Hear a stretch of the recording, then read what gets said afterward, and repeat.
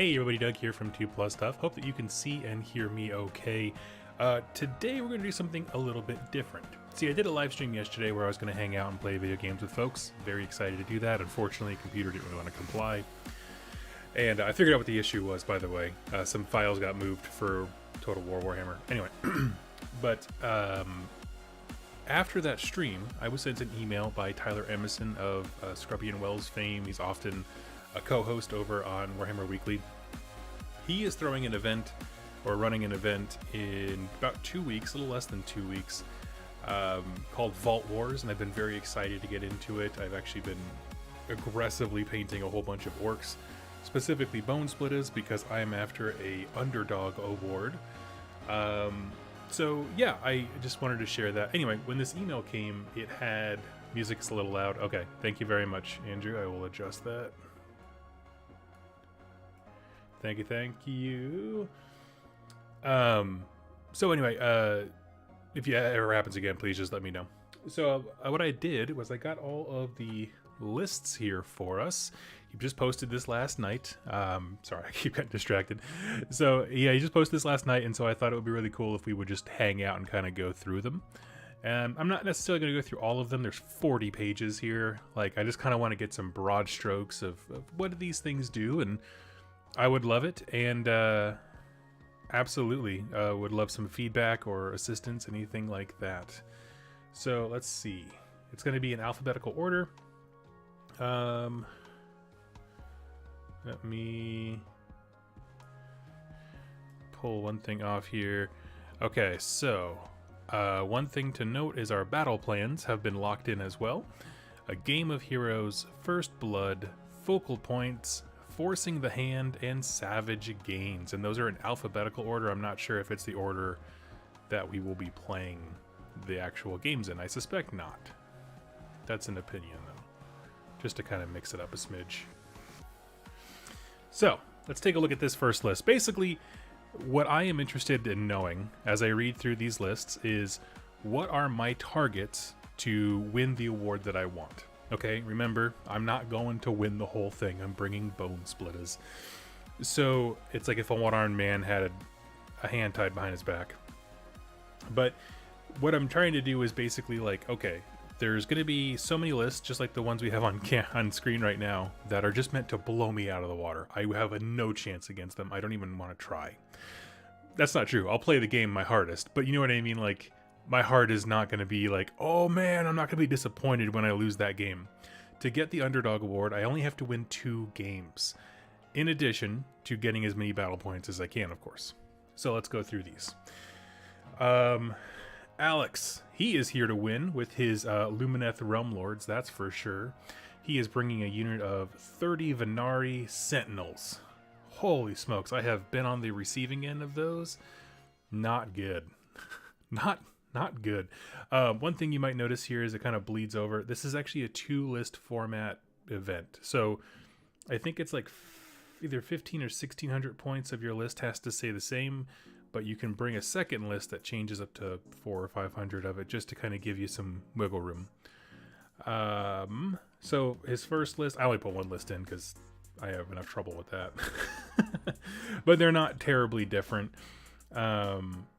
This one has a couple endless spells, the Life Swarm and Spell Portal. This one here, they ditched that, and what did they add? Teclis is in both. Warden's Lambient Light. Yeah, it looks like they just beefed up a few units. Okay, that makes sense. Interesting. Okay, so I'm looking at this, right? 30 block of Sentinels. I have no answer for that. It just puts out so much wounds that, like, the only value that my army has, which is just a lot of wounds that's hard to chew through on objectives, it's irrelevant. So I guess on the off chance that he leaves them out in the open, that I could charge them round 1, because I can do that.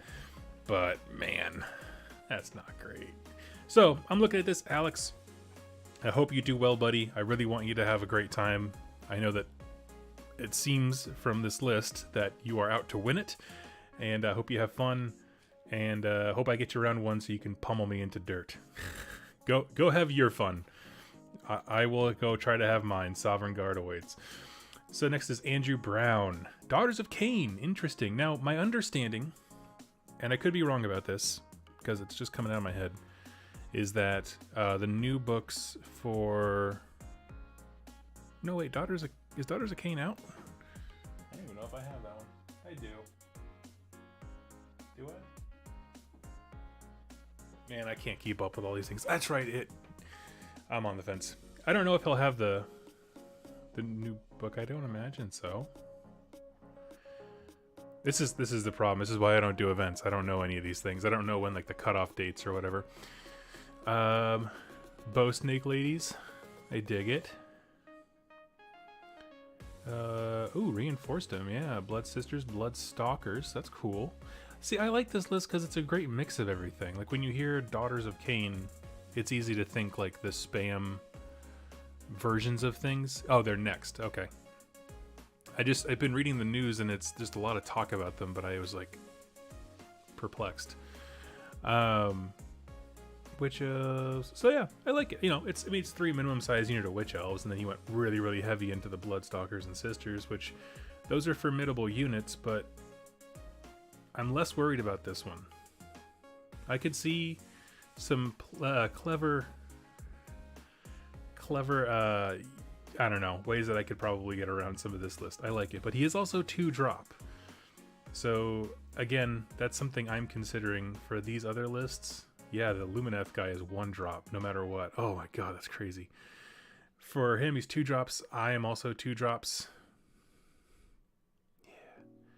Sean Sayer. Oh, hey, buddy. Coming through. Great, Doug. Looking forward to doing the hard work, so I know what to look out for. Are you going to be there, Sean? That's awesome. Doc isn't out yet, and the Incarnate isn't allowed. Yes, I do remember that. The Incarnate was not allowed, because I was like... I kind of had it as a backup plan just on the off chance that my Rogue Idol didn't come in time.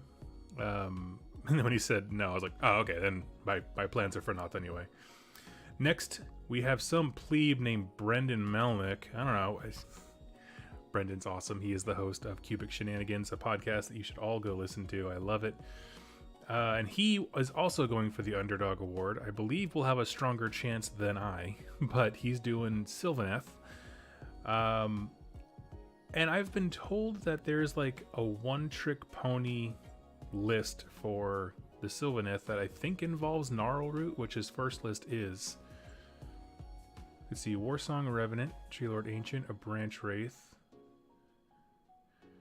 20 Dryads, Tree Revenants. I could see those being a problem because those are the guys who can teleport if I'm not mistaken. Oh, sweet, John. Awesome. If someone knows Sylvaneth and can translate some of this, please help me. I don't understand them at all. It has been so long since I have looked at those rules, like specifically the Sylvaneth Battletome rules. So we got our Warsong Revenant, Tree Lord Ancient, a Branch Wraith. For Battle Line, we have 20 Dryads, 5 Tree Revenants, 5 Tree Revenants. Kurnoth Hunters with Great Swords, Kurnoth with Scythes, that's been reinforced. Another Tree Lord, and a bunch of endless spells. Spiteswarm Hive, Spell Portal, and Cogs. Interesting. It's a 1-drop list, though. His other list is 9 drops, which is super funny, and that one's from Harvest Boon. And it doesn't look terribly dissimilar.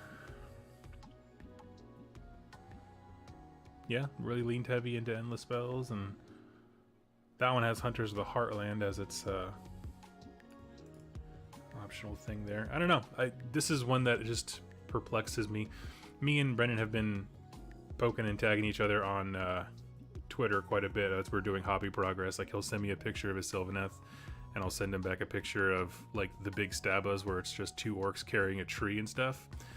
And it's like, this is what's going to happen to your Sylvaneth soon, buddy.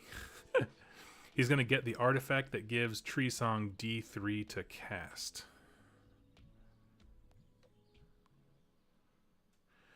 I've never heard of that. Okay. Warsong Revenant. Artifact, the Chalice of Nectar. And it adds D3 to his casting value. I mean, do they have spells that are like super terrifying?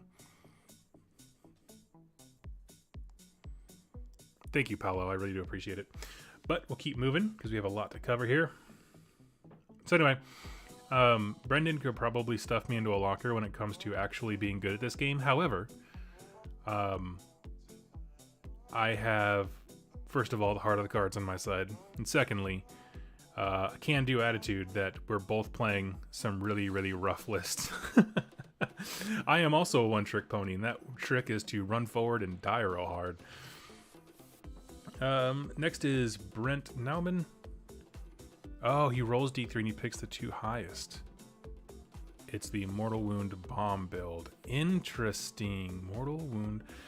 I am okay with that as long as I can ask him when that is, because, fun fact, the Bonesplitters Wah is a defensive one that gives you a 4-up ward. I just have to declare what phase I'm using it in, so if he truly wants to go heavy into magic and do a big bomb thing, I can have a turn where I just like, nah. Because I know that like Dryads and Sprites, they don't hit that hard. Tree Lords do, but I don't know.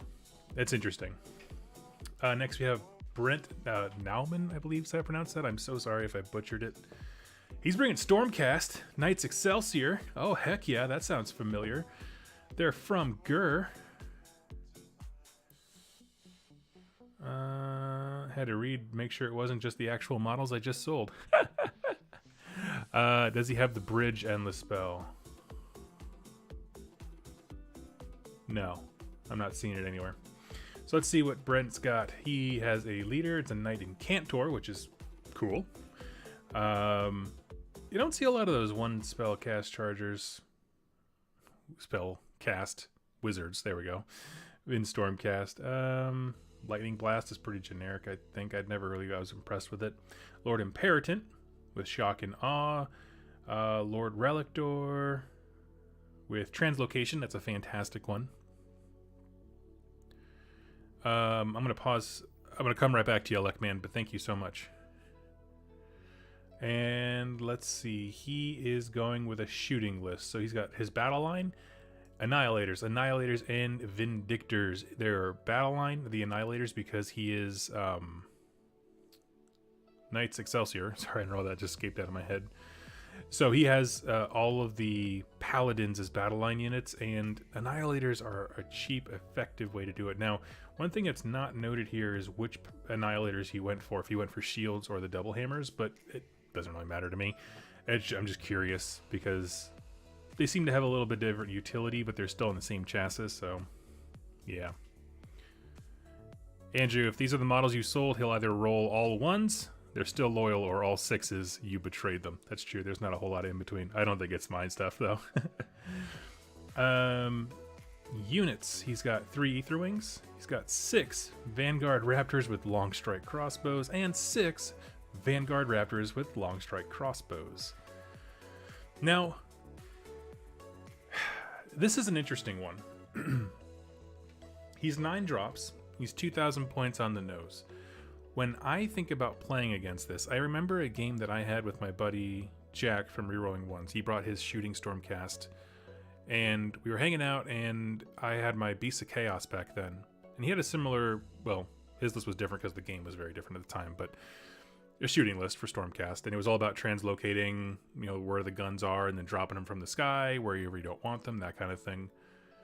And what I think my army could do is threat saturation. Like, there are 4 really important things in my Bonesplitters list, 4 or 5, that you really want to get rid of and that the Stormcast don't want to deal with. Like, the Annihilators still do not want to deal with a 10-man unit of Boar Boys charging at them, because the amount of mortal wounds that will produce because I'm Icebone is significant. Or at least it's not insignificant when it's a unit of 9 wounds. So I look at that and I'm like, that's interesting.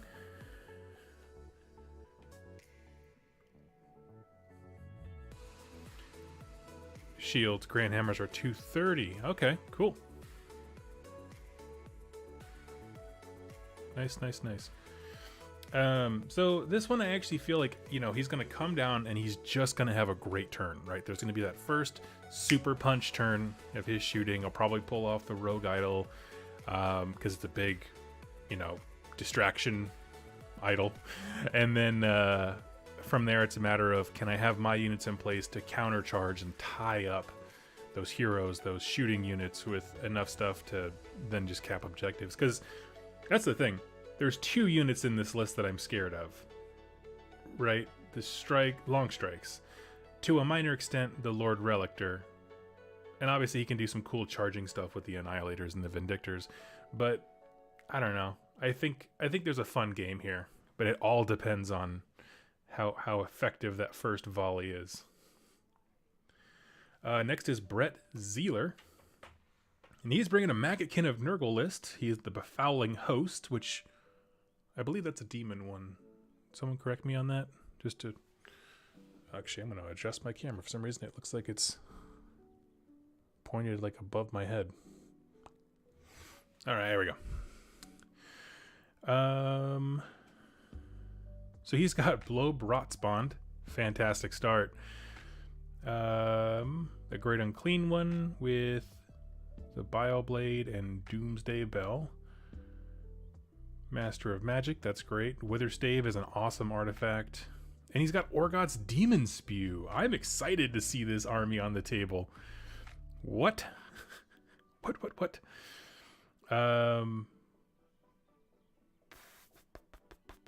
For Battle Line, it's got a whole bunch of stuff. Plague Bearers, 10.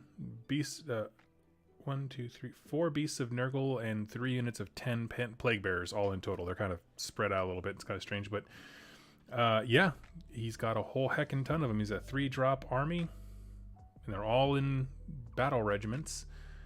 That's rad.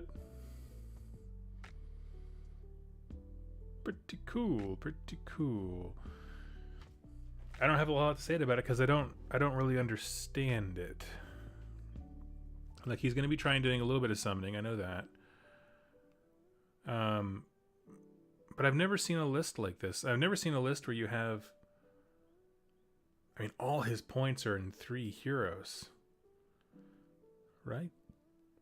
Yeah, it's half the list. It's 600... 1095. So I mean, it's just a matter of, I think he's going to try and feed me the Blob and Orgoths just to kind of satiate me. Obviously, Orgoths can do some cool stuff in terms of combat, but I'm looking at this, I'm like, I don't even know what's a priority, because aside from the heroes, well, but all of these things are building up poison and contagion points, huh? That's toughy. I like it, though. I mean, it's gonna look cool on the table. Those 3 guys with a whole bunch of little nerds beneath them. Oh, yeah. Next, we have Bryce Wickline with his Sons of Behemoth. He is the Breaker Tribe. Leader, Kragnos. Holy smokes. That's a way to start. And then a Gatebreaker Mega Gargant. He has 1 Man Crusher Gargant unit below him. And Core Battalion Bosses of the Stomp.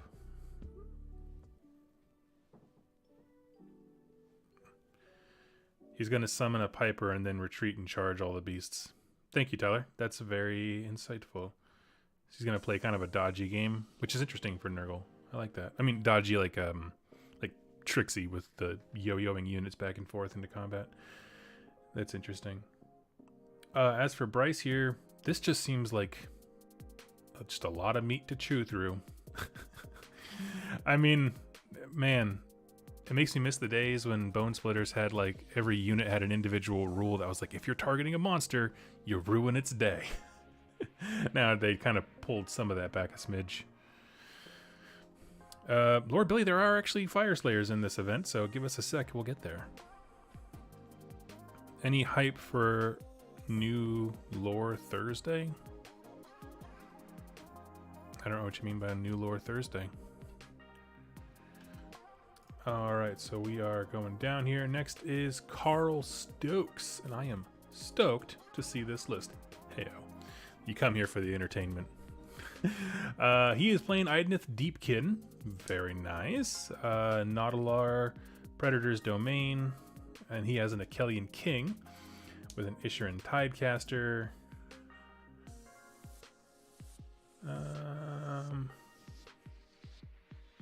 Oh, okay, no, it's just trailing. I was like, that doesn't make any sense. There's no unit called the Turscroll.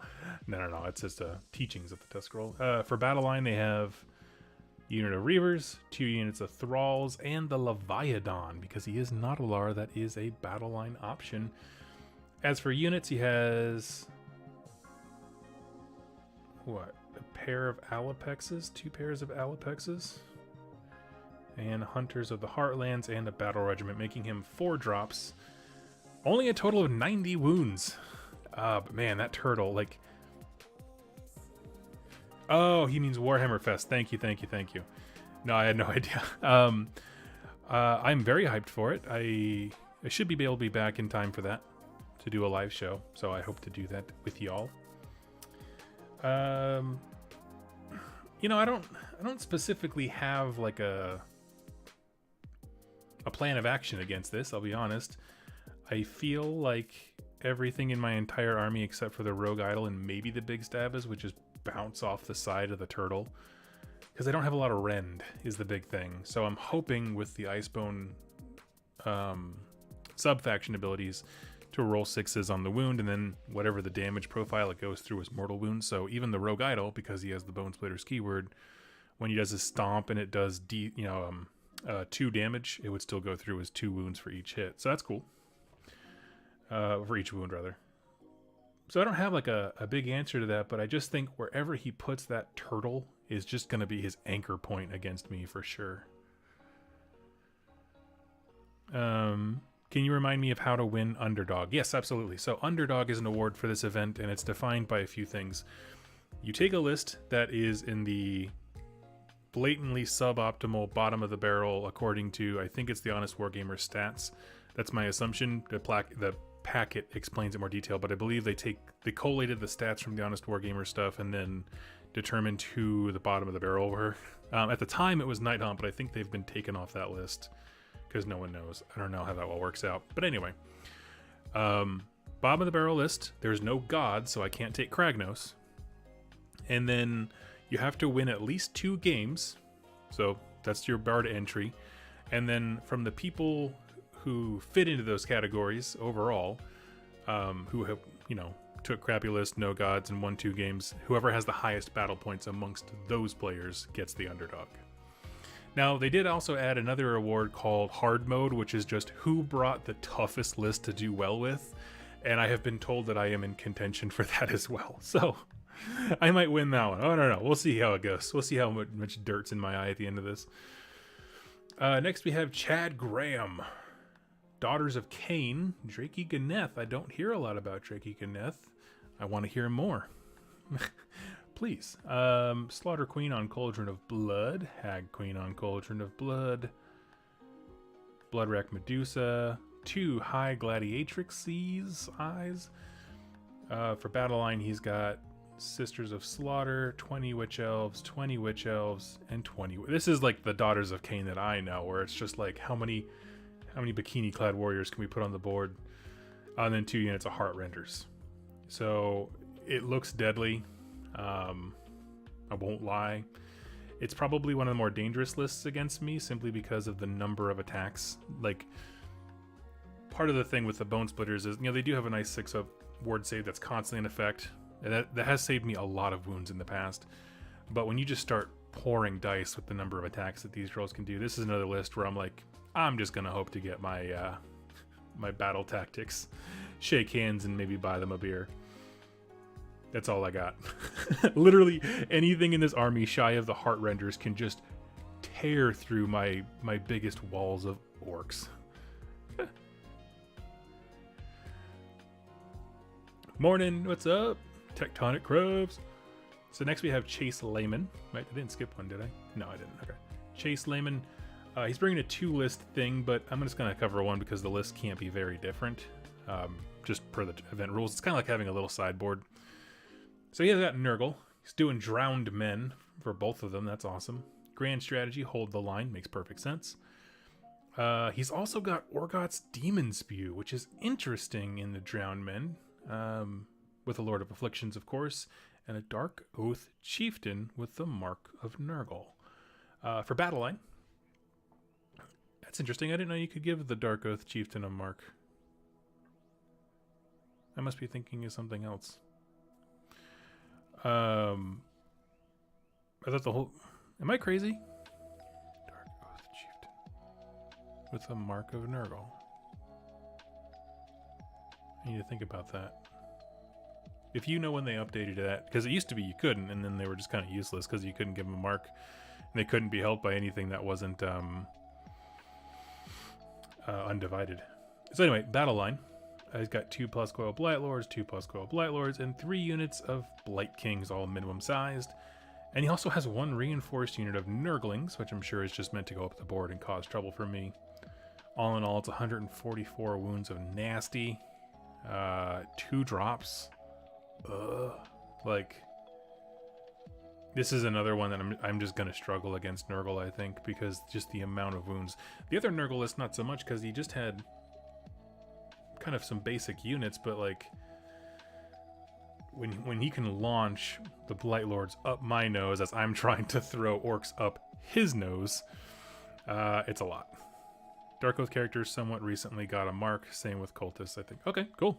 That's rad. I mean, I'm not like accusing anybody of anything, I just didn't know that that happened. Cody Bailey. Here we go. Soulblight Gravelords. Lineage, Legion of Blood. Okay. So we got a Necromancer. I hate the text, like the font, rather, that it uses. A Vampire Lord on Zombie Dragon, and a Vangorian Lord. So he's really exploring the space of this whole sub-faction. I like it. For battle line, he's got Black Knights, just a unit of 5, 60 Deadwalker Zombies, and 10 Death Rattle Skeletons.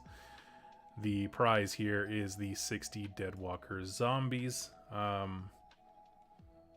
Cody, I salute your lower back because it's going to be broken that weekend trying to move all those guys. But, you know, rest in peace and such. He is 7 drops on that one. Yeah, he's just not really going for drops. The other one is just a little bit different. It has Graveguard instead of some of the heroes options. So that's cool. But really interested to see.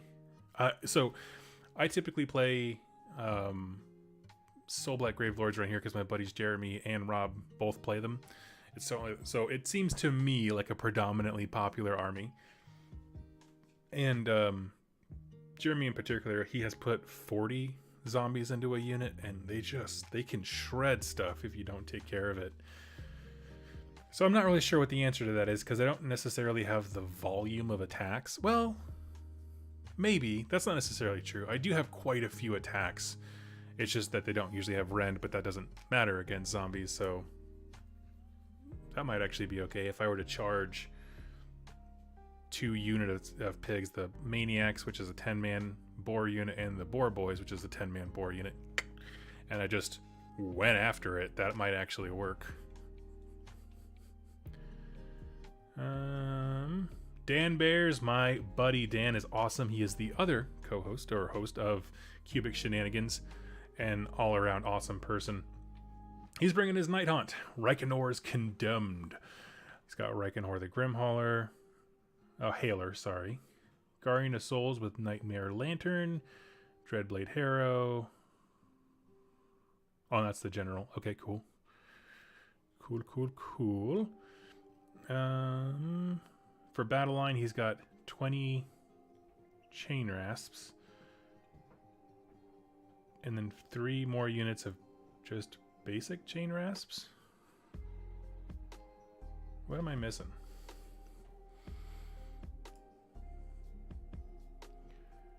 Okay, you've got Reichenor. This just doesn't seem like enough points. What am I missing? You got Reichenor.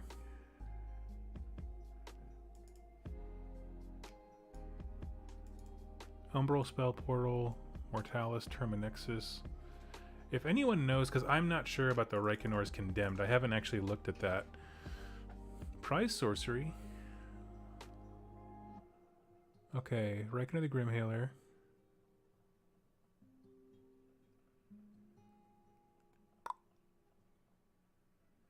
Am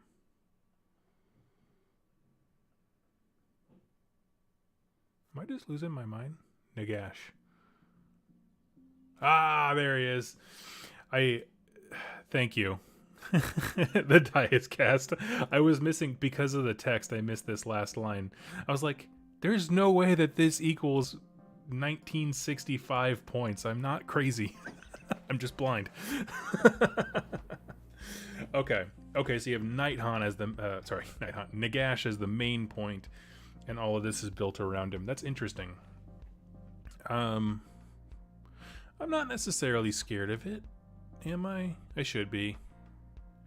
Although I could have the Wargog Prophet just do his eyeball stare trick at Nagash and see what happens. So anyway, I like it. I think I would have a great time hanging out with Dan. Just that minor, yeah, exactly. Just that minor footnote, yeah. And nobody just sneaks Nagash into a list. Daniel Pitt. Corn. Wow, I love it. I haven't seen Corn in a long time. That makes me very happy. Daniel, I don't know you, but I'll buy you a beer. He's doing the Bloodlords as his slaughter host.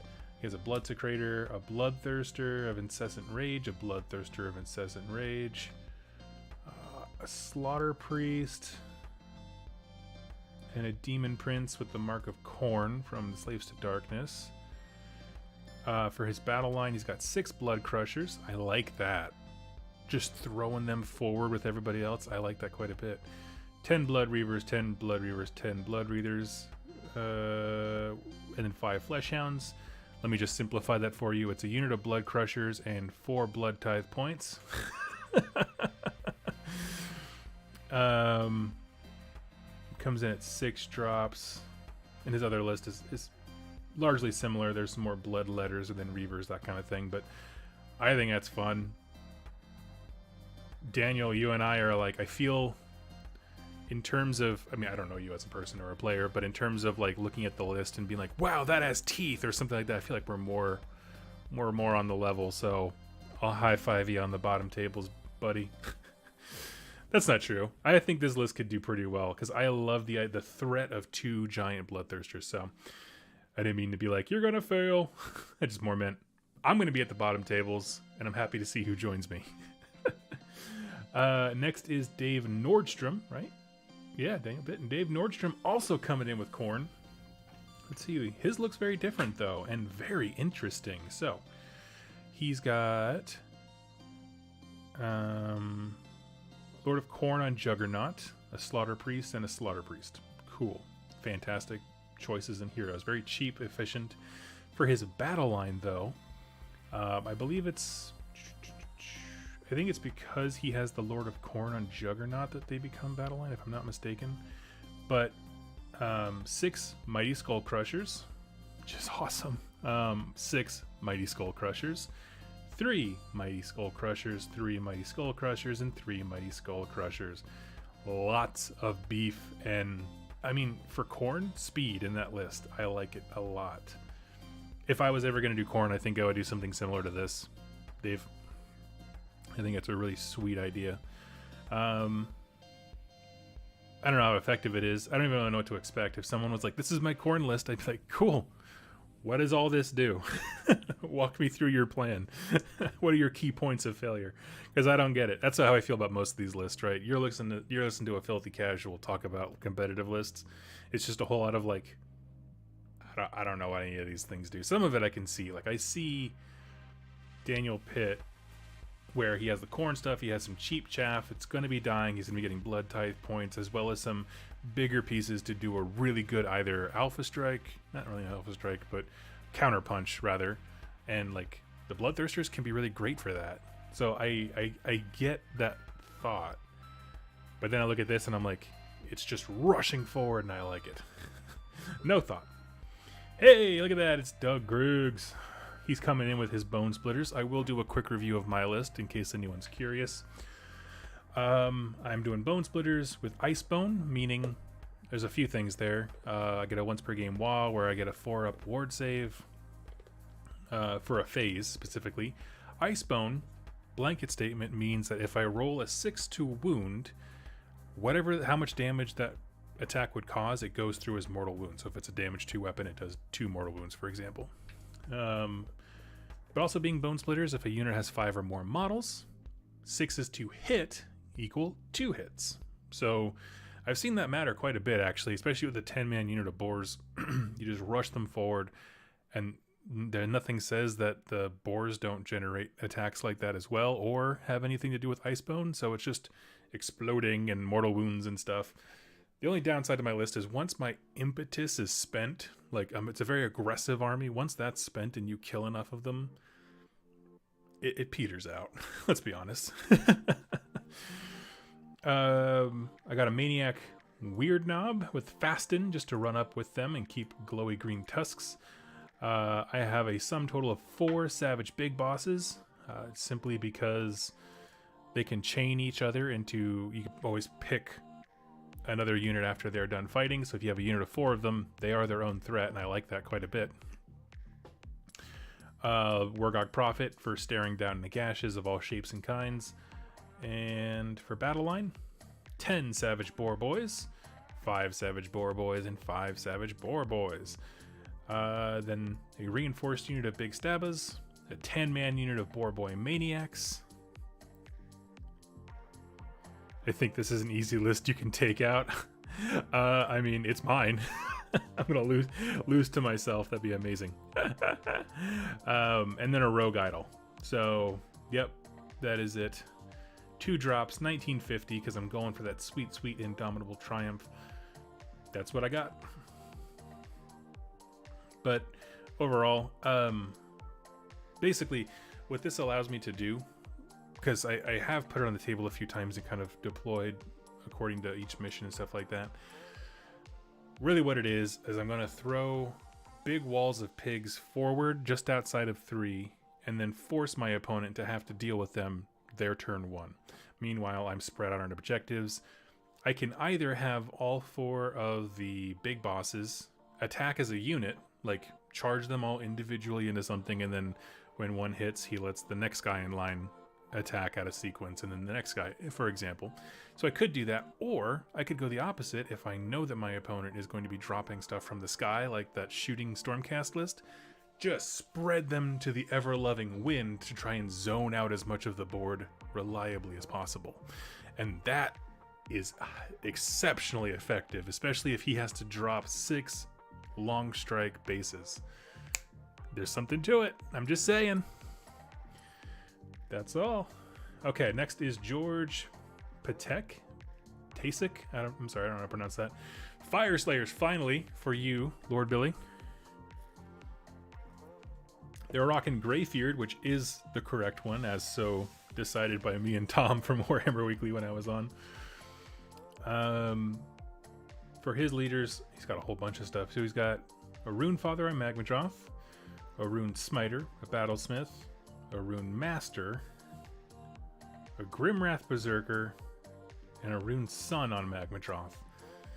He's all over the place. I love it. I don't understand how any of these things synergize, but I hope that he just like has these models and is super excited to use them, because you got 2 big dragons. That's great. The Rune, you get lore points from me just for only having 1 Rune Father in the list, because it makes my eye twitch when I see like 6 and you're like, come on. But anyway, the Battlesmith is fantastic. What's interesting though is that for his battle line, he has 10 Hearthguard Berserkers, 10 Hearthguard Berserkers, and 5 Hearthguard Berserkers. Now the reason I find that very interesting is because he's taking the Battlesmith, which allows him to do the rally. When you do a rally action, it brings people back to life on a 4-up rather than a 6, but he doesn't have a lot of units that you like that would work on, because there's not enough bodies. So that's an interesting one. But I'm excited to meet him, and I want to see some Fire Slayers on the table. This is another list. If I'm sniffing out my competition for my 2 games that I need to win, I'm like, okay, this one and the first Khorne list, where they seem like they're list building like me, which is what makes sense for the army, and what can I do the best with, right? I mean, like, my Bonesplitter stuff, it is 100% in lore and theme. It's a Copruk, I believe, but it's just, you still be the best amongst my people. Next we have Jacob Burleson. He's got Caradhran Overlords. Okay, I know very little about Caradhran Overlords. I'll be honest, I don't worry about them too much because I know that their real weakness is board presence, and that is my army's only strength, is board presence. I can be places and sit there while I die. That's Bonesplitter's allegiance ability. He has an Ether Chemist, 2 Navigators, an Engine Master with dirigible suit, which is really cool. For battle line, he's got 3 units of Engine Riggers. One of them is reinforced. So, I mean, I know that the Engine Riggers can be super nasty if you just let them do whatever they want. For other units, he's got 10 Grunstock Thunderers, 1 Gun Hauler, and an Ironclad. My thought based on this is he's probably going to have as many Engine Riggers as he can, mount onto the Ironclad, rush it forward, and then play a really dodgy game. Because, I mean, Caradhran Overlords, they can do damage for sure if they hit. But, like, they can drop somewhere, do some damage, and then hop back on the boat and teleport away. And that's a lot of mobility. And it's awesome. But at some point, you have to hold an objective. And I can do that better than them.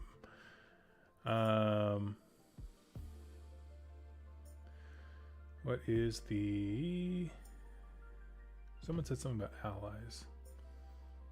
Oh, the second list up here uses allies.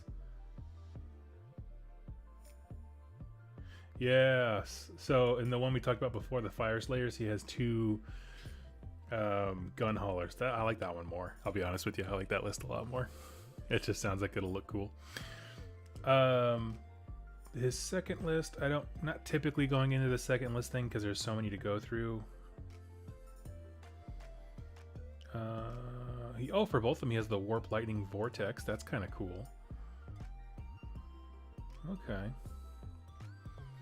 Next, we have James Matthews, the bravest man in Warhammer, coming in with Slaanesh.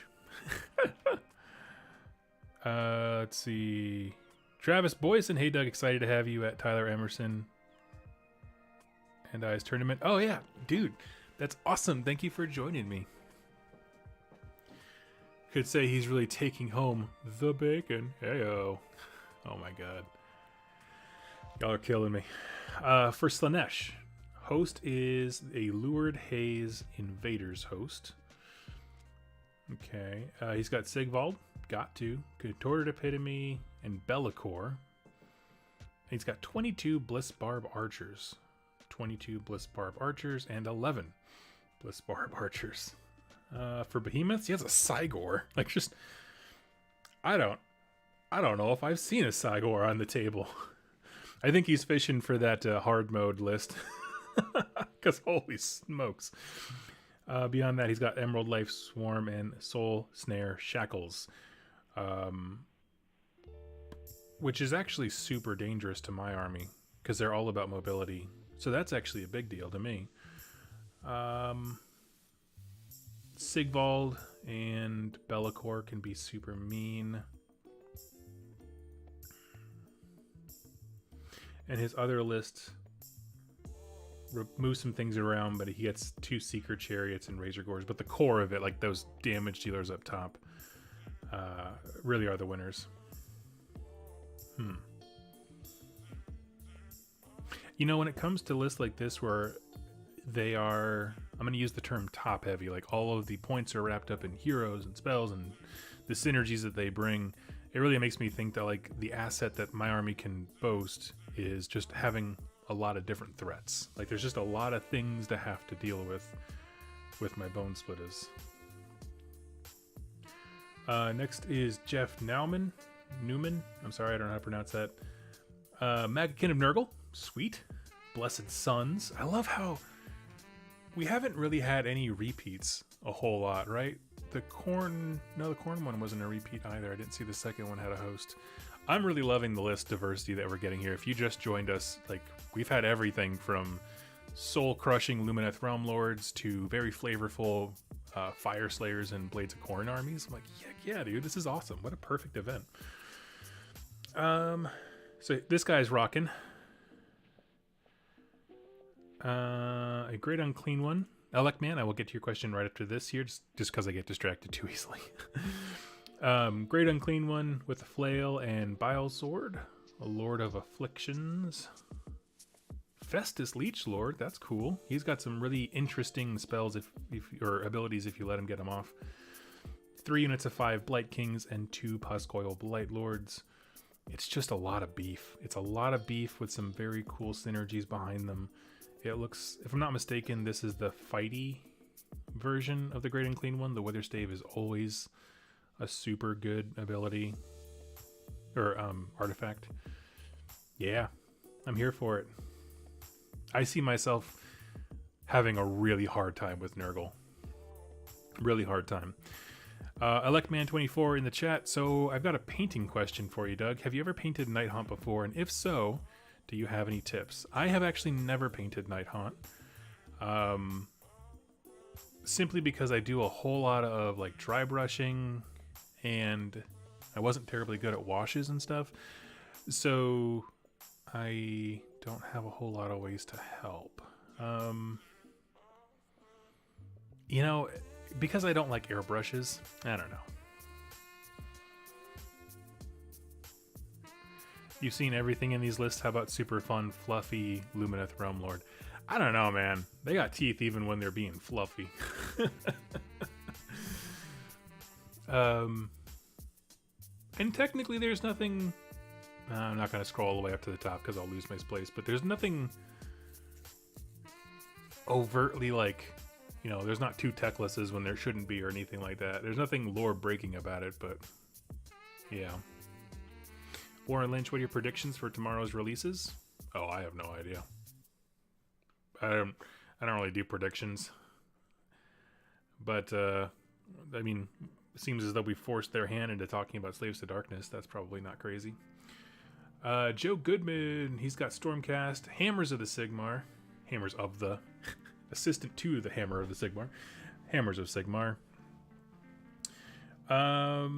Leaders, Lord Relictor with Translocation. A Knight Draconis with Master of Magic and the Arcane Tome.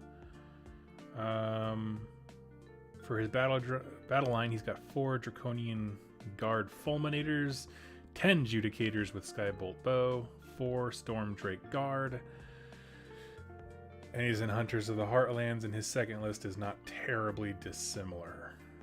Dang. Well, Joe, I salute you at the top tables, my friend. I hope I get you round 1 so you can beat me into oblivion.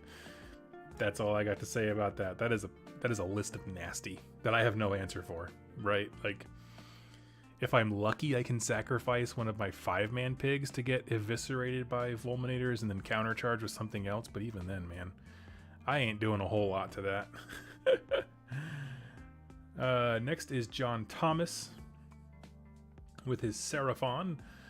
He's doing Thunder Lizard, which I believe is the one where you can take a whole bunch of big beasts as battle line. Am I correct in that?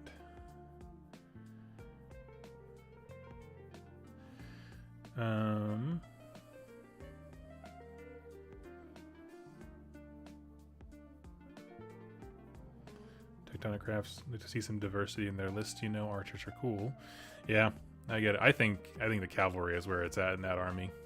Just the amount of attacks that they can throw out is crazy. Maybe a bit left field, but I'm hoping sometime this year some AOS McFarlane figures get released. I would be all about that. I would do one as a nice Excelsior. Oh man, I would get one for each storm host that I've painted. That could be cool. I like that. Because I've had the army 3 times.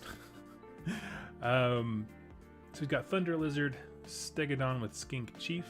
Thank you very much, Semp the Great. Skink Priest, Engine of the Gods, and the Slan Star Master. It's a lot of magic users. It's a lot of just stuff. Lot of stuff. He's going to have a very heavy hero phase. So, again, important. You can double tap a Bastiladon or the Engine of the Gods. Sweet. Good to know. I really appreciate that. This just makes me think that I need to remember that I can use my Bonesplitters Wah, which is defensive, in the hero phase if I want to, I believe. This is top table list. Okay. Good. I actually super appreciate that. Of like, Doug, keep scrolling. You're not going to beat this. As always, John Thomas, I do salute you and hope you have a wonderful, fun time at the top tables. Maybe we'll grab a beer. Justin Newman coming in with Maggotkin of Nurgle, Befouling Host. I think we have seen that one before. He's got Horticulus Slimix, Sloppity Bilepiper. Forgive me. Still waking up, got the coffee here. Lord of Afflictions. Interesting that he didn't... Can't you summon in the Sloppity Bilepiper pretty reliably if you want to? It's interesting that he bought him. Or maybe it's the other Herald. Anyway, Orgoth's Demon Spew. I see him. He's been in a few lists today. That's awesome. And for his battle line, he has an entire menagerie of Beasts of Nurgle and then one unit of Puskoil Blightlords. Obviously, his grand strategy is hold the line. He just needs a Beast of Nurgle to exist. And I don't think I can kill them all. Certainly. Do you think fielding 60 Grot Stabas is being a bit boring? I think it's boring to move across the table, but I think they do what Grot Stabas do. I was more okay with a unit of 60 when they were rank and flank and they were really easy to move as a group. Like, I have no problem with huge units in Conquest. It just gets a bit ridiculous in AOS when it's all freeform movement. But this is great. So he's definitely fishing for his grand strategy for sure. But he's also got a list that's 2 drops and it's just a lot of stuff. Like those Beasts and Nurgles are going to be retreating and charging, I believe. I don't know. It seems fun. I will say the thing I like about the Befouling Host list that I've seen is one of the very few complaints that I had about my Nurgle army is that once it gets stuck in, it's generally just there, right? Like Blight Kings don't move very fast, even Puskoil Blightlords. If they need to get across the table, they're not super fast. So like, compared to like Eels for Deepkin or something like that. And so my thought was, I like this because at least in every movement phase, he's doing something. He's retreating, he's recharging. There's cool stuff to be done. So I like that. Start of the Beast of Nurgle meta? I hope so. Hopefully that'll prompt more kits with different variety to come out rather than just derpy guy with 1 foot up. This list has some real teeth. It does, because I mean, every one of these things that we talk about triggers mortal wounds. On top of you just doing your normal poison, what are they called? Not pox points, poison points, corruption tokens or whatever. The disease things that they can give out. Laurent Roberts. Fire Slayers. Okay, cool. They're from Akshi. He's rocking a Rune Father on Magmadroth, Rune Smiter on Magmadroth, Rune Sun on Magmadroth, Rune Sun on Magmadroth, Rune Sun on Magmadroth. I like it. Oh, and he has a Celestant Prime as an ally. Whoa. I haven't seen that in many, many moons. MSU means that it's super durable to begin with, but allocating disease points. Thank you, Diascast. I appreciate that. Glad I'm not the only one, and how different you can make that kit. Oh yeah, you can build a million different Beasts of Nurgle with this one kit, so long as you always want them to be facing forward, looking up happily with their right foot up or whatever it is. As long as you want that, you can do whatever you like with them. This looks great for his battle line. Oh, I get it. So this is, yeah, since it's Lofnir, the Rune Suns on Magmadroth count as battle line. Interesting. That it just leaves it blank here. That was a little jarring. Okay. He's going all in.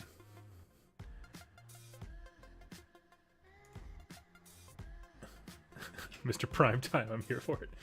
I'm here for this list. I like it. Just going straight in. What do you like? Fire lizards. What else do you like? Fire lizards. Next, we've got Luke Mayer again, a Magakin of Nurgle with Drowned Men.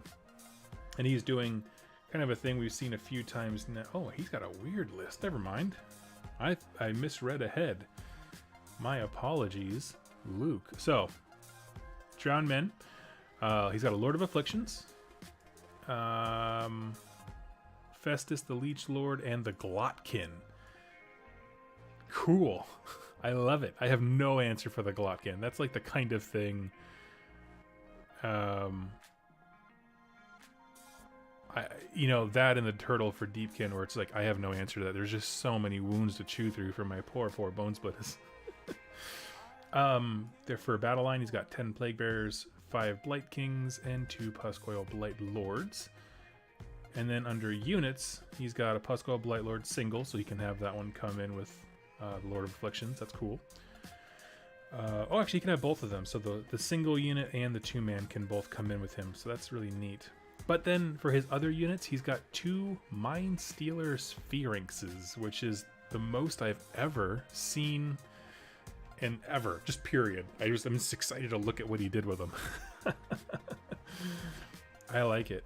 Can someone remind me? I'm just going to pause here and take a sip of my coffee. What does the Mind Stealer Sphinx do? And normally I would just pull it up on the Games Workshop site, but they took all the war scrolls down. I guess I could just open my app here, but it seems really dumb to be on my phone while also streaming. Even though it's, it's directly for the stream. Here we go. Mind Stealer Sphinx, 95 points, 10 wounds, 10-inch move. That's awesome. It is a monster, so he's going to have 2. Yeah, that's great. That'll be important for me to remember those kind of small units that I think I can reasonably kill a Mind Stealer Sphinx. It's only got a 5-up save. But there are a couple Bonesplitters, what do you call it? Battle tactics and that kind of thing. Not for this event per se, but that kind of stuff where it triggers on monsters, or certain missions give you certain bonus points if you kill a monster or something. And subtract 2 from the bravery characteristic of units. Well, good news for me. Bonesplitters start a bravery like 5, so that's bad. Dominate Mind. Oh, it's a dice game. Oh, I see here. Travis, thank you so much. Makes you fight last via dice game. I'm not too worried about that one. I mean, I know it can be very important, but it's orcs. They're 2 wounds. They got a 6-up board save. It's Bonesplitters. They're just going to take a punch on the chin no matter what. I'd rather it be from a Mind Stealer Sphinx than anything else.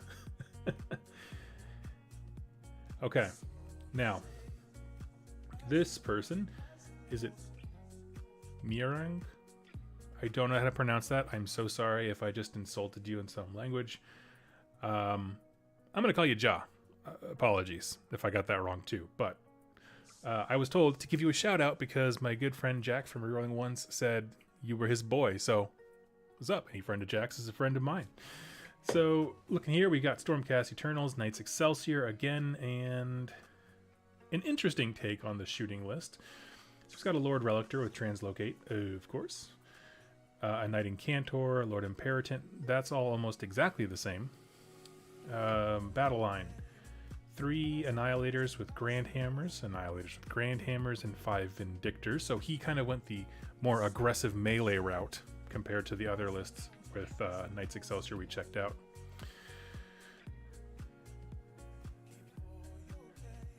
Good call, Luckman. For his units that are not battle line, he's got 2 Chariots, which is awesome, and Prosecutors, which I'm so happy to see. And then 6 Vanguard Raptors. So when I look at this, I'm seeing he's going to have multiple threats. One, ironically, Jack doesn't know how to pronounce his name either. He sent it to me through text. He typed his name out. I was like, "This is my boy," and I was like, "Cool." I'll shout him out. But essentially, what I'm seeing here is a list that is trying to have a melee focus arm and then remove specific targets with the translocating raptors, which I totally get. I like it more than the other one because it doesn't lean so hard into a raptors. Like, there's still a melee presence, right? Most of these units will still mess you up. Taking a charge from a chariot is no fun. The only thing that I'm like, is the prosecutors. But even then, if all you need to do is go rush and grab an objective, which is what Stormcast tend to not be great at, they're pretty good at that, all things considered.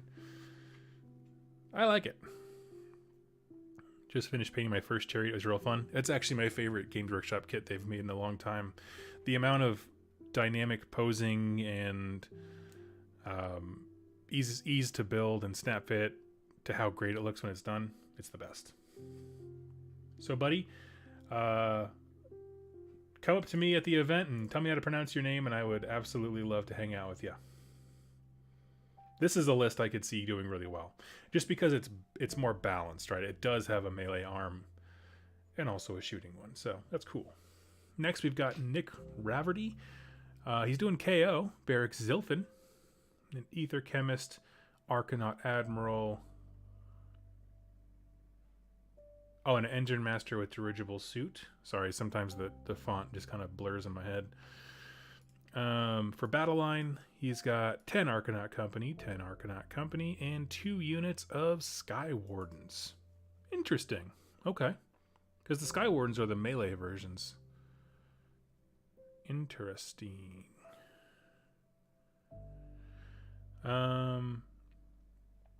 For his other units, he's got 10 Grunstock Thunderers. That's great.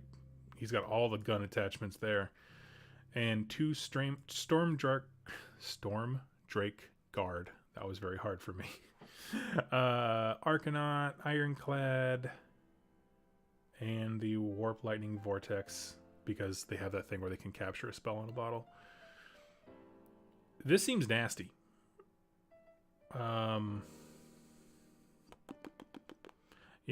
He just can be super aggressive with the Storm Drake Guard, and that is its own distraction card effects, whilst everything else, the 10 Arcanaut Company, are trying to be on objectives for as long as possible. Very interesting. I didn't know I needed Doug doing list reviews in my life today, but I'm here for it. Thank you so much, buddy. The trick is to not know what you're talking about. It keeps you in the moment. Very interesting. And the other list, he has a 10-man unit of Hearthguard Berserkers. So, I'm sorry, the die is cast. Is this you? Are you Nick? I'll wait here to pause because, I was about to start saying what an absolute hunk of garbage all this plastic is. Just a waste of time and painting effort. But if it's you, I'll walk it back.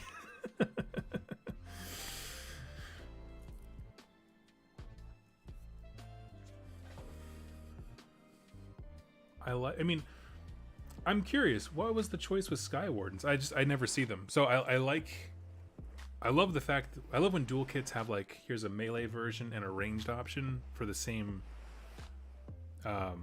chassis or body, the same type of unit, in this case Balloon Boys. So I guess I'm just kind of curious. I want to see it in action. So I would love, if I get done, let's say I get super crushed early one round, I'd love to just come and watch this game. Because the Keratin Overlords to me have always been a very interesting faction, and I don't think I would enjoy playing them because my brain doesn't work this way, but the order of operations of getting your guys on or off a ship to where it needs to be, it always seems very complicated to me, very overwhelming to me. Because of the specific rules for this event, you need 1,600 points in your main. Oh, okay. So you wanted to keep, because they're cheaper, keep the points down so that you could swap out. Okay, that's cool. I want to see what they do. They have a purpose. That's one of those things. Whenever I look at different units that are underutilized. Usually there's always like, this is the most effective for the points kind of a thing. I'm always like, yeah, but what's the thing that's like right below that that looks cooler?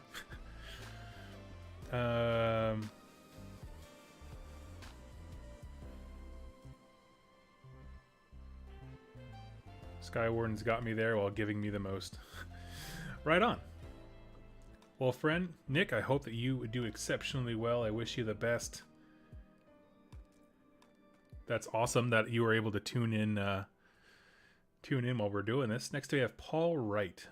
Why does that name sound familiar? Paul Wright.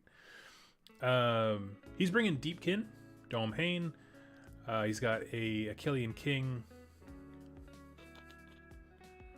Oh my gosh, this thing has so many upgrades. He upgraded this guy to the 9s. Isherin Tidecaster, Eidolon of Mathlon, Aspect of the Sea. For his battle line, he's got 20 Reavers, Thralls, the Marty Thralls. 20 Marty Thralls, 20 Thralls, 10 Reavers, 10 Reavers. So a good, I don't know.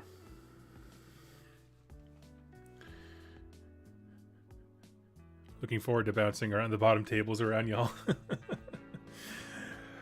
I'll see you there, buddy. We'll high five. He's also got 2 Alapexes and Emerald Life Swarm. So he's kind of leaning into just the flood of bodies. Thank you, Semp the Great, for joining us. That's very cool. I like this list. I mean, I like it if nothing else. It's just a refreshing take on Deepkin after several years of only playing against eels. You know, not that you have to go into Reavers, but I could see this as being a very nasty list, because all of these, the Thralls in particular, if you don't hit them hard and take out some numbers, they will mess up your day. I do know that. And then I know that the Achillean King is now just a blender, which is cool. Next is Randy Hill, Carrigan Overlords, Barrack Zilfin. This is what I think our 3rd KO player. That's cool. We have an Arcanaut Admiral, an Ether Chemist, an Endrin Master with Dirigible Suit. And then for his units, he's got 10 Arcanaut Company, 20 Arcanaut Company, 9 Endrin Riggers in a single unit. Very interesting. For units, he's got a a Gun Hauler, and 10 Thunderers with a single Ironclad.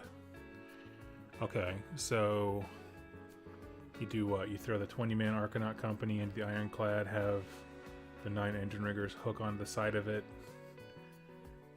Or would you do the... It just doesn't seem like enough transportation to get all these cool pieces into place. Right, like between the Arcanaut Company and the 10-man Grunstock Thunderers, which really do have some of the best guns. Or at least reliable. I think they're reliable. Interesting. But he has a 1-drop, which I think was definitely part of the decision in taking one huge unit of Engine Riggers versus splitting that sucker up. Oh, I see. Yes. Interesting. So you could just kind of use them as his own thing. Okay. Rob Wagman. Ogre Maw Tribes. First we've seen of a Maw Tribes list. I like it. And he's going Boulderhead. I'm not super familiar with Boulderhead. I mean, honestly, I don't think I've ever actually played against ogres. Have I? If I did, it was briefly. He's got Kragnos on top. He's got Frostlord on Stonehorn, a Firebelly, Frostlord on Stonehorn, and then 3 units of Frost Sabers to be his battle line. Wow. Kragnos, Stonehorn. Interesting. Oh, I see. The Firebelly's there to give Levitate. Okay. It's just a lot to chew through, isn't it? I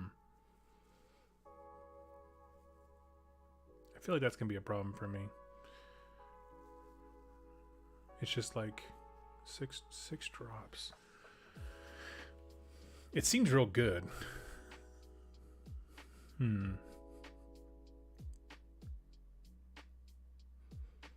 Thank you, Elect Man. That does help. Next, we got my buddy Robbie. He's coming down with me. We're gonna have a awesome road trip down south. You got Soulblight Grave Lords. He's doing Castellai. He's got a Vampire Lord on Zombie Dragon. Forgive me, the text wrapping on this is odd. Vampire Lord and a Necromancer. Below that, with his battle line, he's got 10 wolves, and 3 units of Blood Knights. He's also got 2 units of Fell Bats and 20 Graveguard, who have the White Blades. So, interesting. Sorry, I'm just taking my breath here. I've seen it on the table. It's mostly what I've been practicing against. Very cool. Just a grindy attrition list. Again, I have the hardest time taking out anything that has a ton of wounds. So his zombie dragon just takes me a ton to chew through that. And then by the time I do, like, most of the game is already over. Tyler Emerson, man of the hour. Hi, let's Judge Duck. Love this. Can't wait to hang with Robbie and you next weekend. Well, thank you so much, buddy. I was so excited when this came last night. I was like, oh my god.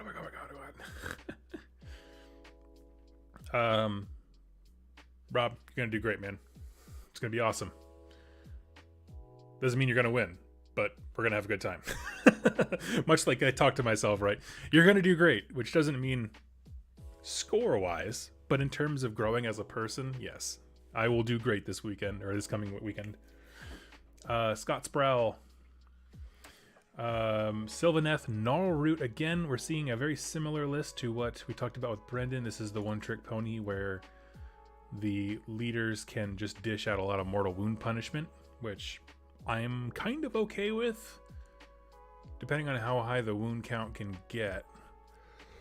I think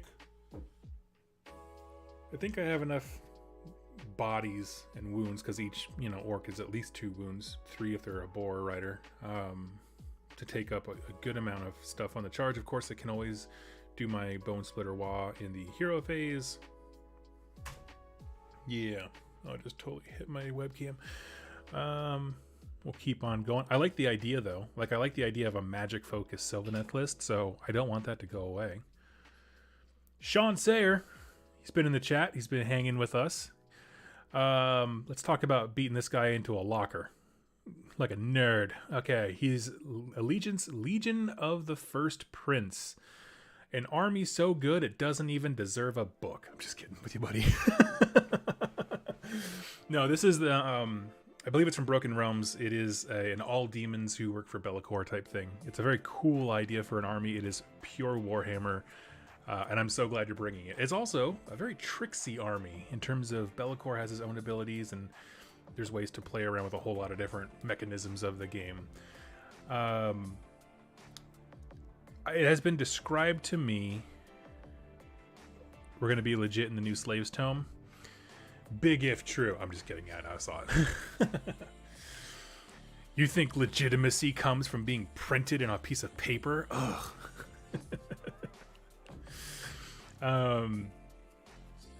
Okay, so we've got Be'lakor up top, of course, the Contorted Epitome, which is a great spellcasting choice. And Ghost Mist. Ghost Mist is one of my favorite spells in the game, but I just never see it taken a lot. I don't know why. Battle line, 10 Bloodletters, 10 Plague Bearers, and 5 Flesh Hounds. Digital and Dice. Oh, legit going over lists sounds fun. Oh, thank you so much. And Digital and Dice is a fantastic channel. You should all check out. Love following you guys on Facebook. So that's cool. A great little set up for a battle line there. And then for his units, he's got 6 Furies, 6 Furies, 12 Furies, 12 Furies, 12 Furies, and 12 Furies. I like how your army is so much better than mine, and yet we've still landed on the same tactic of like just put a bunch of turds all over the place and then we'll figure this all out. Which is like, what, 36, 48, was it 52 Fury, something like that? Like, oh, I love it. And then Emerald Life Swarms, fantastic. Furies are just a great control piece. I can tell, Sean, you're a man who thinks a lot. You're playing the thinking man's Warhammer, and I respect the heck out of it. It just seems like 60. I'm sorry, I'm a YouTuber because I'm not good at math. So plus they cower, yes, and the cowering is the real thing. It's not so much obviously their offensive output. Furies are hot garbage on the offense, but when you can control and dictate your opponent's actions, there's a great deal of power in that. And so I assume that you are like a control deck in Magic the Gathering kind of guy, where it's like, what's my plan? Screw up your plan. Neat. I like it a lot. Next we have Steve Patek. I'm sorry, I don't know how to pronounce that. Tasik. There was another name like that earlier. Plus rally if you're feeling saucy. So he's got Deepkin with Naudalar. I love how much Naudalar there is. He's got Lotan, Warden of the Soul Ledgers. The best glow-up story in all of Warhammer history, by the way. Rules-wise, he's a sad panda for a long time. Achillean King, loaded to the nines. For Battle Line, he's got 20 Reavers, 10 Thralls, and a Leviathan. And then for the rest of the list, he's got an Alapex, and a unit of 2 Alapexes. And he's got some regiments mixed in there. Yeah. I'm trying to see what he changed. Oh, he reinforced one of the units of Battle Line and dropped a shark for the other list he has. Very cool. I like it as a mix, right? Like when I think about what a Deepkin army would look like thematically, I have no idea how effective this is. I am sure it busts nuts just because the Achillean King is really good in combat. And then you've got the turtle, which is something I will also struggle with. And you know, I respect the philosophy of all sharks all day. I do. I like that one quite a bit. We have Tanya. Is it Sheeb? Something like that. I'm sorry, I don't know how to pronounce that, Tanya. Flesh Eater Quartz. Blister Skin. Again, I'm just really impressed with the list diversity here. So Flesh Eater Quartz is something we don't see a ton too much of, which is a shame. But then Blister Skin has almost never been one of the more popular ones, which is odd considering how great the ability is. So he's got Arborant Archregent. Then she brought a Ghoul King on Terrorgeist. She has a Ghoul King on Royal Zombie Dragon. Okay. Different. Oh, maybe different to get the different mount traits. Okay. For Battle Line, there are 10 Crypt Ghouls, 6 Crypt Flayers, and 6 Crypt Flayers. Core Battalions, Command Entourage. Interesting. Okay. That's a list I have never seen. I was always hesitant to have Alapexes in a squad due to lore or bravery. I get that. I don't really know what the math is on what's the best idea there, but I kind of in the same boat. Like, unless you're trying to fit into a battalion, I'm like, just take another unit. What if we could just remove this fear from the game? But, you know, for battalions and stuff like that, sometimes there's a cost benefit of like, well, the benefit you get for having fewer units and putting in a battalion and one dropping is so outweighs whatever. So Tanya, this seems like a really cool list. It seems like a fantastic mix of all the cool things. You get your cool little arch hero, the arch regent here, 2 Ghoul Kings. They're all going to be bringing dudes in from all over the place. And then just a good core. I like Flayers. Because what's the other one? Crypt Horrors is the other one. I'm okay on those. But these are all great. You're going to do really well against Bonesplitters because of how many bravery-related things are in this list. And I don't have any. I don't have any bravery. My stat is just lull. Okay, moving on. We've got Tom Lyons. I think, if I'm not mistaken, he's some plebe with a podcast or a YouTube show. I think he's a guest occasionally, even. I don't know. It's not even his own show. I don't know what's going on. Love you, Tom. He is bringing Night Haunt. He's got Reichenor's Condemned, Dreadblade Harrow, Guardian of Souls with Nightmare Lantern. The second one of those. The Cruel Gast Cruciator. And Reichenor the Grimhailer. Cool. So this is the same sub-faction that Dan Bears took, but he doesn't have Nagash, so he has like a full 1,000 points to do other stuff with. And a Spirit Torment, which I actually like the Spirit Torment quite a bit. He's got a horde of 30 Chain Rasps, a horde of 20, and a horde of 10. Ooh. Units. 2 things of Chain Ghasts. 10-man unit of Dread Scythe Harridans. Now those can be really thrashy if you let them do what they need to. So that's interesting. 4 Mirrormorn Banshees, which I'm not super worried about. And then 2 Chain Ghasts again. For his behemoths, he's got a Black Coach. And he's got the Mortalis Terminexus. I'm going to level with y'all. I don't know a daggum thing about what this list is trying to do. All I know is that Tom is a very good player. And we will not be rubbing shoulders on the bottom tables. So I don't know what it does, but I know it's probably bad for me. Oh, man. Next is Tracy Patek. Tisik, I'm sorry.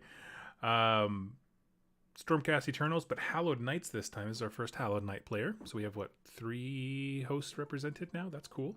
I like seeing that. Just different diversity of ideas about how to approach the same army. For leaders, Gardas Steel Soul. Why? Because Tracy's awesome. I don't know if Tracy is male or female. It's one of those names that works for both. So you're awesome, Tracy. Knight Azeros. Very cool. Oh, and a Knight Draconis. Almost missed that one. Okay. Those are fantastic heroes. And then we get into battle line. 5 Judicators. 1, 2, 3 units of Stormdrake Guard and a 5-man unit of Vindictors. I have no answer for this, but I'm also not one of those people who's going to give you the finger just for taking really cool models. So we'll just fist bump. That's the meeting in the middle between a middle finger and a high five. It's just respect. Tracy, I hope you have a great time. You're going to crush me if we play each other, because I just don't think I have enough stuff to pierce through the wounds of the dragons. Just what it is. That's fine. Not every army is going to. But kudos for taking Gardas Steel Soul, because I do love the bonuses he gives. I think he's a cool character. And I just want to see him on the table more. More Hallowed Knights. I'm tired of the monopoly that Hammers of Sigmar have on everything. Next, we got Tyler Baker.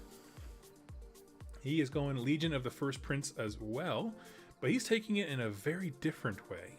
Okay, I'm going to say a little less control, a little more aggression. That's how I would say this. Leaders, Bellicor, of course. Also has Kairos Fate Weaver and the Contorted Epitome, and a Khorne-marked Demon Prince. For whatever reason, however this puts out that Demon Prince is in the mark of Khorne is like the last little upgrade for him. I don't know why it does that. So that's a very interesting roster of heroes. A lot of magic dominance, and the Khorne Warlord one is just going to be brutal. For Battle Line, we got 10 Pink Horrors, 10 Pink Horrors, and 5 Flesh Hounds. Rather than doing the retreating hit and run style thing of Sean's list, who we talked about before, we were poking fun in the chat. Hey, Sean. This one seems much more like, I'm not going to be dodgy, but I'm just going to make it really hard for you to get through my units. So he opted for Pink Horrors instead of all of the Furies, which is a choice. I don't like it because I don't frankly like Pink Horrors, but, well, I like the models just fine. The way the unit works has always seemed wonky to me, if that makes any sense. And then for spells, he's got the Life Swarm and the Spell Portal. All in all, not a ton of... It's not a ton of wounds or board presence, but I also don't know how well I'm going to be able to take out Kairos or Bellicor. Like, and those are two massive pieces on the board in terms of power and control.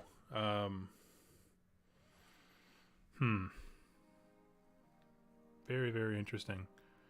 I'd be curious to see those two not play against each other, because I think that could be possibly a very boring game of just like two control decks trying to play against each other. Haha! Oh, like, but everyone's just dodging or not moving. But I think it would be really cool to watch both of them play against other opponents to see what the different thought processes could lead to. It's very cool. It makes perfect sense. Pink cores with their splitting rule has led to rules confusion and hardcore wonk. Yeah, and that's got to be so infuriating when the designer's like, I know what I want to articulate, but making that happen in a way that is understandable, like it has to be easily read amongst players, but then also tight and balanced. It's a lot. It's a lot, but I like the theme, so I'm okay with that. 10 pink cores equal 50 wounds. See, that's the thing. I'm not so worried about that because weight of dice is pretty much the only thing I have on my side. So like that I'm cool with, but when you get into the bigger targets where you need rend, that's where I fall apart. Always will. So now you have Vince Patek, I'm sorry. I'm just going to apologize after every last name because I butcher them all, I'm pretty sure. But Vince, Iron Jaws with blood tooths. Nice. I like this. The list showing 73 wounds is very deceiving. That's a fair point. It's a very fair point.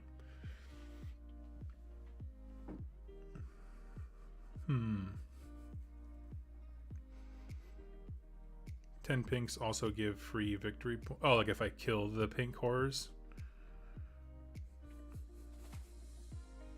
Bryce, can you explain that for me just so I don't miss it?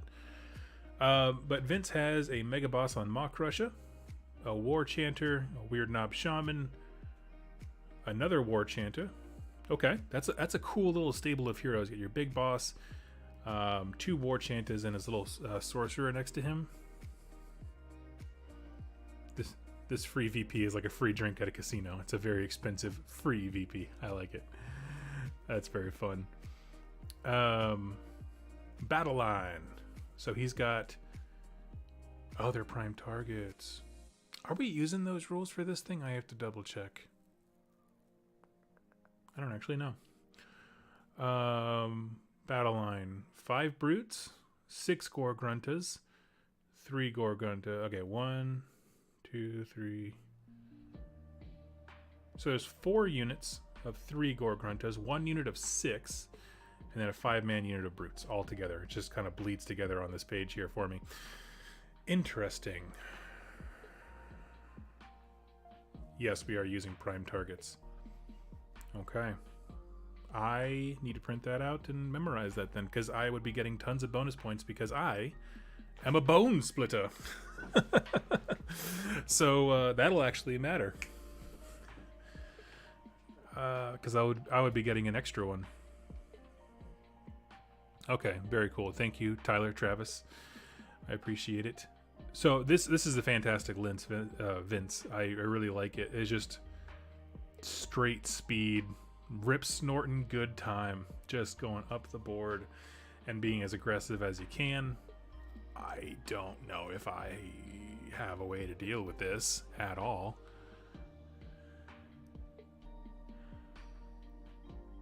Going to have to study the prime targets thing before we go. That's all right, dude. We got like a 6-hour road trip. We'll figure this out. We'll do flashcards on the road.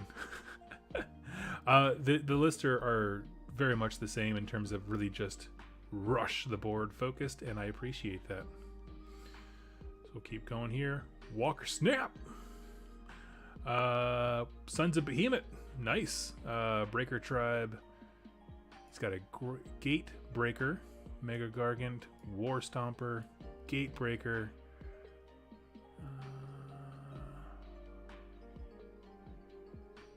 One-Eyed Grunnock as an ally. Okay. And then those have a way of counting as battle line. Yeah, he's just a 4-drop thing of wounds. I have nothing. I have nothing against, like, to fight this. I have nothing against it, period, but I have nothing that's going to be able to beat this. Just so many bodies. Hey, Walker, there he is. I was just talking about how if we ever met on the battlefield, you would just have a great time making me pick up my orcs for an hour. But then we would get to have beer real fast, so that's cool. Oh, there's no alcohol at the event. Okay. Never mind. Well, at lunches and stuff, but we'll have some beverages at some point. Now we got. I'm just gonna say Yancey. Not even gonna try with that last name. Fire Slayers, Lofnir again. Okay, very nice. Rune Father on Magmadroth, Rune Smiter, a Battlesmith, a Rune Sun, and a Rune Sun on Magmadroth. Those last two are both on Magmadroth. So for his battle line, in addition, he also has 15 Hearthguard Berserkers and 10 Volkite Berserkers with sling shields. We can share a soda. That's right. And then he also has the Molten Infernoth. I like Lofnir lists. It's a lot of things that I can't really answer. They're going to be particularly effective against me, but I bet they're going to look fun as all heck on the table. Like, it just seems like a battle that I'm very excited to bring this DSLR and take really nice pictures of. Oh yeah, since you guys are listening, boys who are organizing this event, all of y'all, I'm bringing my DSLR. I'll get some real nice pictures for you so you can use them in promotional stuff for next year. I'll do you a solid. Next is Zeno Corelio, and he's bringing Stormcast Knights Excelsior. Let me just give a quick. What's this? What's this? There's not long strikes everywhere. Okay, so we've got Lord Imperatant, cool. Lord Relictor, love it. For his battle line, he's got 2 units of Annihilators with Grand Hammers, 10 Protectors, 10 Judicators. Very cool. Oh, they've been reinforced. Aether Wings, Prosecutors with Celestial Hammers, and a Stormstrike Chariot. I will not lie. I don't necessarily understand the list. It seems like a very aggressive thing. I like the Knights Excelsior, having these guys be battle line. Tyler, it's hard to love you more. Oh my goodness.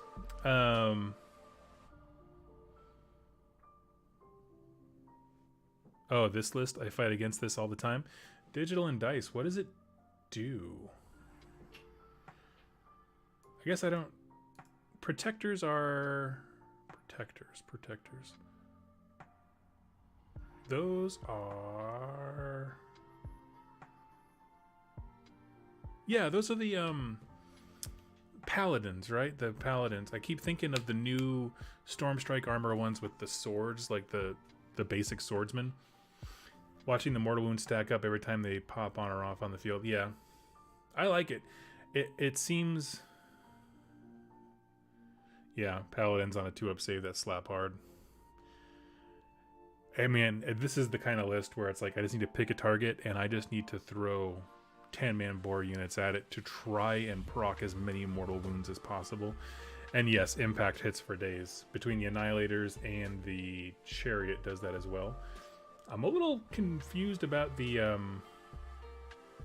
like I would have dropped the Aether Wings and the Prosecutors to grab a second Chariot.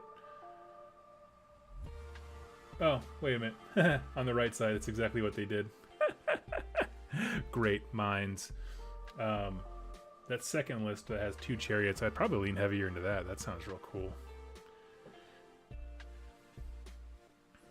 Okay. Yeah, thank you. Yeah, we're having a little catch up because there's like a delay. I just realized it was in that second list. I always forget what protectors are because you never saw them before. It was always just retributors until now it's like decimators. And decimators are freaking awesome. Like so much so. Okay, sorry. Oh, that was the last one.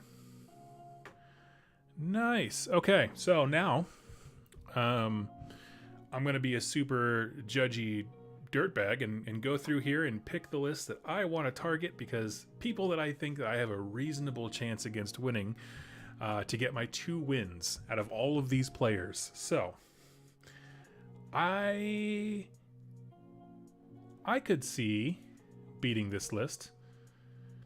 I could do it. Zeno, I challenge you. I could see that. And I only say that not because it's a bad list, because I understand it so much more. Like when I was playing Stormcast, I was interacting with a lot of these things. I was also playing Knights Excelsior. There isn't necessarily the giant threat of a shooting attack. So I get it. I conceptually understand what he's trying to do, which is kind of the hardest part for some of these lists, because I simply don't fully grasp what it is they're good at.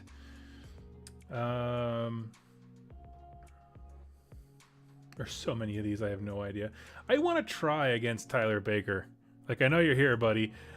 I just want to try. I've never played against the Legion of the First Prince, but it seems really cool. Yeah. I want to see what it can do. That's an all dragons list. I got no business fighting that. Tom's gonna put me in a dumpster. I would do Flesh Eater Courts and Blisterkin. I think that could be very cool. The Deepkin lists, those are the ones that I'm like, I really truly have no idea what to expect. Like, I don't know. Tyler Baker, Grudge? Let me think about that. I don't know how the Grudge thing works, to be honest with you. I don't go to a lot of events. The ones that I was looking at my history on Best Coast Pairings, and it's all just like 3-round events that don't really have a Grudge system. So let me read on how that works first, because I don't actually know what that means. The Sylvaneth lists, I feel pretty good about. Robbie can beat me every day, and does. The Maw Tribes one I think would be interesting, just because I'm curious. I'm curious what I could reasonably do to it.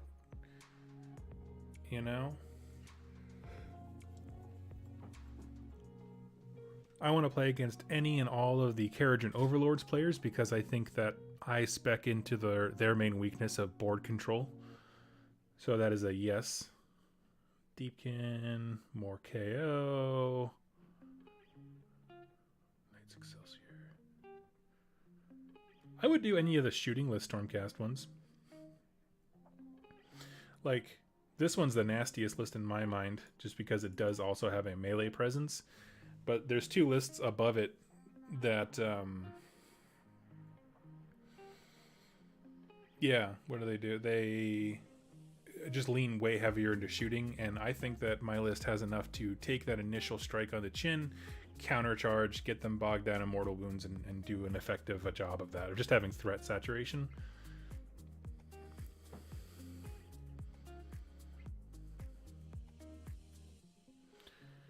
BS, but you're sweet, Doug. Whatever, you beat me all the time. The Nurgle lists, I have no idea what I would do against the Nurgle list. Just the amount of stuff to chew through for my guys with almost no rend. Ooh. And there are some really cool looking ones. This Seraphon list looks highly complicated, and at some point I'm just going to be like, can confirm Tyler Baker is a gentleman wargamer despite playing Legions of the First Prince. I just want to double check, because I might, if he hasn't already grudged, I will do that with Brendan from Cubic Shenanigans, because we've been joshing each other on Twitter quite a bit. Here's a Stormcast with Fulminators. I'm just like, I got nothing. Maggotkin, I would take again, I would fight the Slanesh list, absolutely. More KO. That's me. Kind of want to play these Khorne lists, to be honest. They just seem very interesting, both of them. Very different and very interesting. I would love to play against Dan and get thrashed by Nagash. I kind of want to throw my entire army. One of these lists has like 60 zombies. I want to throw my entire army into that unit and see what happens. Is it a bad idea? Yes. Is it a fun idea? Yes, but more. And then Daughters of Cain. There's one Daughters of Cain list I was like, that's interesting. I think I could take, and the other one I was like, no, this is a blender. Okay, so I feel like there's a solid, I'm going to say a roughly third to a quarter of the lists here that I think I could have a, maybe not like a sure time beating, but at least, you know, a good game. Like I wouldn't get so one-sided dumpster shotted that I would just not feel like I was contributing to the fun and enjoyment of everybody. So overall, I gotta say, I'm looking at the list here. I'm very happy about it. Like, so Tyler, who's in the chat, asked if I wanted to join, and I was kind of nervous because like I know that he does run in circles that are very competitive, and I wasn't concerned that I would have a bad time. These are all great people. Let me just throw that out there. Whether you go there to kick teeth and take first place, or you're like me and you're like looking for the dumpy dumb bag award, they're all really cool people. It was more just, am I going to go to an event and be such a ringer, so to speak, that I don't give my opponents a good game, right? Because if everyone's there loaded to the nines, having killer lists, and then I show up with like, I got Bonesplitters, is that going to be fun for everyone? Or am I just going to be a punching bag that doesn't engage anybody? But after seeing this, I think there are quite a few lists that are very much my caliber. You know, the Khorne list, of course, because Khorne's not doing so hot. But then there's stuff like the Carriage and Overlords, which are a fantastic army, but they have a real weakness, and my army has a real strength, where it'd be very interesting to see them go together. So anyway, friends, I am so excited to hang out at Vault Wars. The next couple weeks content leading up to it is going to be not sparse, but just kind of focused around it. For example, I still have a little bit more work to do on some of these characters, getting the last little touches ready and basing, all that kind of stuff. But I officially have all the models, everything all together, and I'm very stoked and excited for it. So if you have any tips for playing against any of these factions or these lists we talked about, leave them in the comments down below, because it would help me immensely. And yeah, follow along for the journey. So thank you all so much for watching, and I'll catch you all next time. Happy wargaming, my friends.